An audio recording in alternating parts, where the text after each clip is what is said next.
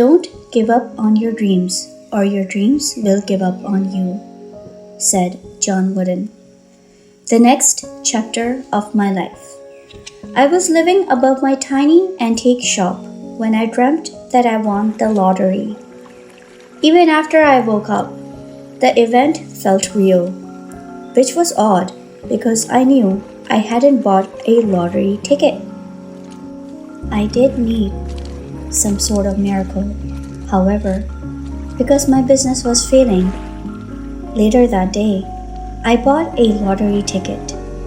I didn't know which of the lottery games to choose, so I just decided to ask for 2 lotto tickets and then went home to watch the drawing on TV. When the announcer pulled the winning balls from the tumbler, I didn't hit a single number. I went back to my antique shop to work and try to think of a new ways to make money. The fact was, on most days, my shop didn't make any money at all. If it did, it was often less than I'd spent to refurbish the furniture. The more days I was in business, the more worried I had become. My savings were nearly gone, and I was bored and unhappy with the work. As I sat polishing a dresser, my thoughts returned to the dream of winning the lottery. If I won, I said to myself, I'd follow my real dreams. The day I'd bought the lottery tickets, I knew I was gambling, but I told myself, believing in dreams and miracles is a good thing, and justified buying 2, even though I know that 2 tickets insignificantly improves the odds over buying 1 ticket. I told myself, it's not like I buy lottery tickets every day, and if I win, it will be a miracle. $2 just felt luckier than 1. I should mention that a few of my dreams have come true. As a girl, I dreamt that my 34-year-old uncle died from a heart attack by the Snohomish River. When I told my father about the frightening dream, he had reassured me that dreams weren't real. But when my uncle didn't come home, my father went searching for him at the river. To everyone's surprise, he had died as I dreamt. No one could explain it.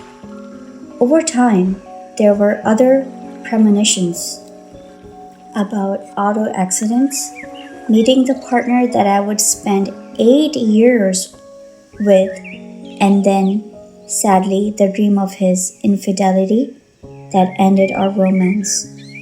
These special dreams were few and far between, and the older I'd become, they had become fewer. Although my overall intuition was quite good, what I wasn't good with was money. Everything I had was tied up in the antique shop, and it wasn't earning enough to pay the bills. My savings had already run out. I knew I would have to close shop.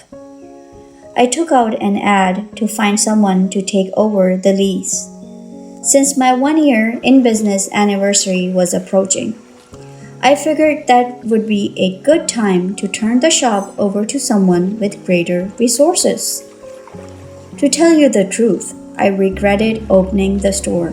Selling antiques was never my dream. It was my mother's dream. She loved antique shopping and had cultivated a beautiful collection that she and my father enjoyed. I only thought that I'd wanted it because it reminded me of the fun I had antique hunting with my family growing up. My true dreams wasn't in sales or refurbishing furniture at all. I wanted to be a writer. If anyone ever asked, "What's your dream job?" I always said, writer. And I'd always acted like one. I kept journals since kindergarten and was an avid reader. I tested at a college reading level in 5th grade and wrote and bound my first poetry chapbook before I reached junior high. For all practical purposes, I should have become a writer, but my life was riddled with hardship. Along the way, I was bullied in elementary school for being too smart. Later, in high school, I fell into the wrong crowd, and since trouble begets trouble, my 20s and 30s became about drinking, a hopeless search for love, and a series of dead-end jobs.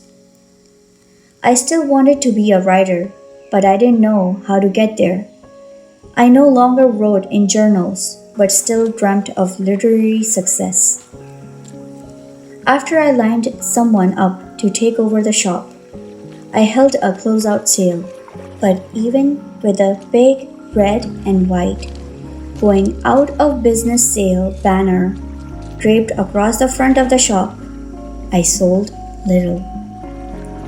I remember sitting at my empty cash register with my eyes closed, apologizing to God for making so many bad choices. The apartment I lived in was connected to the shop, so I had to move out of there too. I didn't have enough money to rent a new place, which meant I would have to be a middle-aged couch surfer who relied on the generosity of family and friends to survive until I saved enough to start over. All of it depressed me. I regretted the years I'd wasted partying in bars, and I cried about not having found true love. Most of all, I regretted not pursuing my dream job. On the second to the last night in the shop, I wrote in a journal for the first time in years. Afterward, I accepted that I would have to ask friends and family for help and felt genuinely grateful to have people who would help me. When I fell asleep, I dreamt I won the lottery again. This time, I saw a specific grocery store, the QFC on 45th Street in Seattle's Wallingford neighborhood. Inside the store, I saw the clock on the wall behind a specific clerk. It said 9:50 a.m. I heard myself ask the cashier, "Is there a game called Lucky for Life?" When I woke up, I knew I had to go to the QFC in Wallingford. As I stepped up to the counter, I felt a surge of energy shoot through me when I saw the sign advertising the game from my dream. The clerk said, "It's a $2 ticket."